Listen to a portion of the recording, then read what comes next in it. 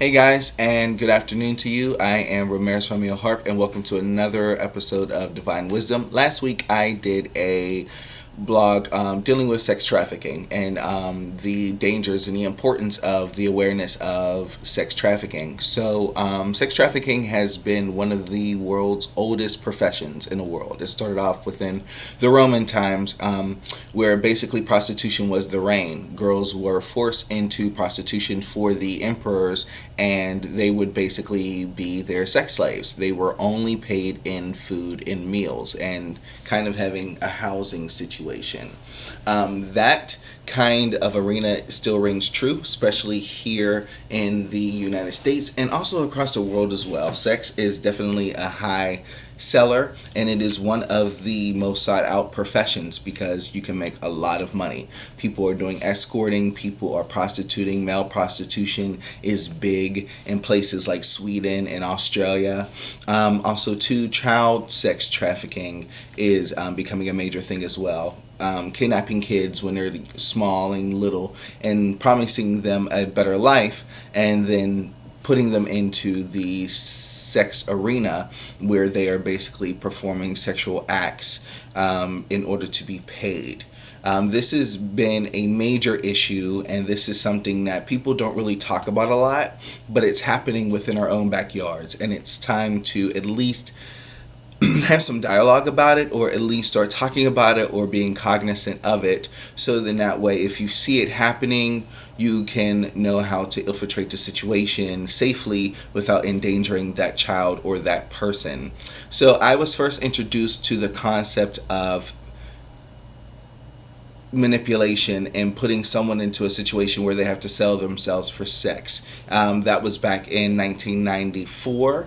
I watched a documentary in 1996. I was about maybe 9 or 10, and it was HBO's Pimps Down Up, Pimps Hose Down, excuse me. So HBO's Pimps Up and Hose Down was a HBO special documentary that they showed on HBO After Dark, and it was basically showcasing DC, the DC area, and how prostitution in the nighttime, it just basically becomes sought after. That is one of the main trades, and you have girls as little as 12 featured into this documentary selling themselves for sex. And it was about glorifying the pimp, the guy who can wrangle these women and make them do what he wants them to do, and basically demoralizing the hoe, who is the worker, who is the person who is actually putting in the work to receive the money. So the pimp just basically tells the girl where to go and the location, looks after her,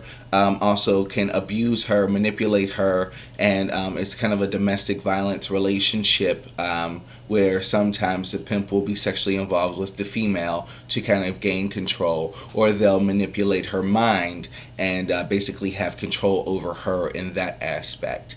The hoe will then go out. She will make her rounds. She'll go into people's cars. She'll wear very scantily clad clothing to attract men who are driving around. She'll do a price point for specific sexual acts, and then she will then go and return all of her funds to the pimp, where the pimp will take the money and give her off a percentage. That percentage is not really disclosed. It's more or less a one-on-one basis, depending on who the prostitute is and who the pimp is. Also, too, it was then exposed again with my girl Lisa Ling's documentaries, Our America, where she followed a group of 5 girls from different parts of the United States who had been adopted as children and basically put into a safe sex trade type of scenario. It was kind of heartbreaking to see these young girls being 10, 12 years old and being forced into a ring of prostitution as a means of survival for themselves. Some of them had just done the practice on their own accord to try to make an easier living from running away, to now selling themselves because they have absolutely no choice. They don't have any economic means to be able to fend for themselves. And there was also a woman that was mentioned who had started a house where she would basically seek after these girls on her own accord, do some research. She would discover what their backstories are, and she would basically take them under her wing, and she would house these girls and kind of nurse them back to being prominent members of society. And at the end, they were doing a fundraiser within the documentary, so that way the house could stay open and it could be renovated. And they did an absolutely amazing job. If you have not seen that documentary, I suggest that you go and see it, because it is really touching, heartwarming, and it's very well done. I love Lisa Lang's documentaries. Now, there was also another documentary that is dealing with more international issues, specifically within Romania, Italy, and Germany, and it's called Cutting Edge: Child Sex Trade. And it's basically showcasing a guy who is going undercover to discover what the child sex trade industry looks like, and how to identify it.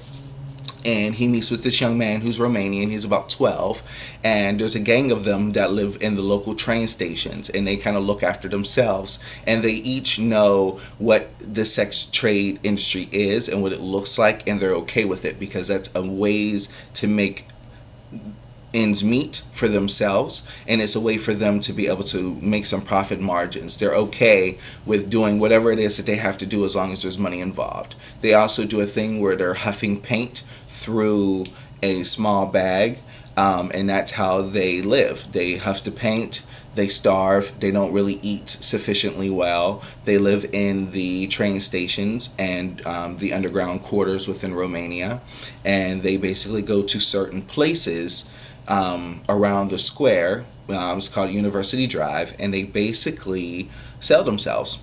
Cars pull up, they know their age, they know who they are, and mostly there's German men who come in and seek these young men and these young women, and then they promise them a life of prominence and beauty, and I have a job for you here in Germany, will you come with me? The people say yes, and then they end up going, and they're put in a ring of prostitution. And specifically in Italy, you have people who will go from Romania, and they'll pimp out their own sons, they'll pimp out their own nephews, nieces, cousins, brothers, sisters. Family members are pimping out family members, because they do not have the skill sets to be able to work regular jobs, so therefore they use their bodies to kind of get what they want. So when it comes to the United States, it's actually been dubbed that Atlanta, the city of Atlanta, is the worst city for sex trafficking, especially between young people. There's a woman by the name of Stephanie Davis who owns the Atlanta Women's Foundation, and she basically takes these young girls, or seeks after them, gives them care, teaches them about safer sex, teaches them about how to take care of themselves, tries to put them into arenas to where they can get better education for themselves. I think that she's doing a phenomenal job, but it's skyrocketing here. You would be amazed of how many Amber Alerts that come through my phone, more than it actually rings, about a child being abducted.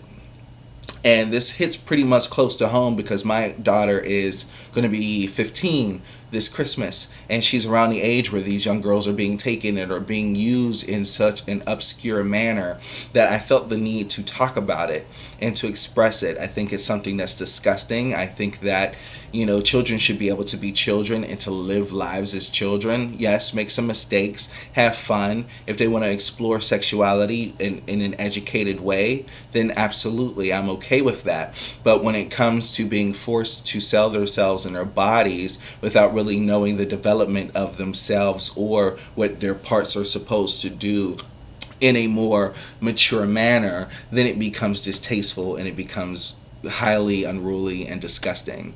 And I think it's something that we should be cognizant of and aware of, and we should teach our children about sex. I don't understand why a lot of parents do not want to teach their kids about sex. When they're ready to have sex, they're going to have sex. So teaching them to abstain is great. I think that's powerful. I think that if someone is willing to abstain until they're married or until they get to a rightful age, then great. That's fine for them. But realistically, that's not the reality in which we're set in. So teach your kids the ins and outs and the dangers of sex. Teach them about STDs, teach them about HIV, teach them about grown men who are seeking out child pornography. Teach them, what the ins and outs of the different sexes are. Teach them about the oral, teach them about penetration, teach them about what their body parts are. Because health covers it, but it doesn't go into the specific details. And it's always better to get educated from someone that you are close to. The reason being is because then you actually believe that person, you want to learn from that person, and then you're more than likely to listen to that person's advice if the respect level is there, which is why I encourage that. This is also why I'm wearing this shirt, Taken, Stop Human Trafficking, because it is something that is happening around the United States, and there's a lot of young people who feel the need to have to sell themselves in order to make ends meet and to be a prominent member of society, especially with the most recent economic crash that happened in 2008. I think that sex is a beautiful thing when it's consensual. I think that sex is something that is wonderful when you are doing it under the correct circumstances, meaning that you are in like with the person, you're in love with the person, you want to explore with that person, you want to consummate your feelings for that individual. That's great. But taking an 8-year-old and making them do things to grown men is disgusting. In any capacity, in any way that you look at it. And there was a guy within the Cutting Edge Child Sex Trade documentary, and he was showing all of the Romanian guys that he had taken and basically put them on a website. And he was like panting like a dog when he was looking at these photos. Just really sick, just like I mean, that like just the imagery of that, and just thinking of these young children as animals that he can just play with and do whatever with, is quite disgusting. And I think that we should start talking to our people and our peers about sex trafficking and what we can do on our own individual parts, just to make sure that a child not only does not go hungry, but doesn't have to sell their souls and their bodies for the rest of their lives. So this is Divine Wisdom. I hope that you liked the video. Please subscribe. Please share.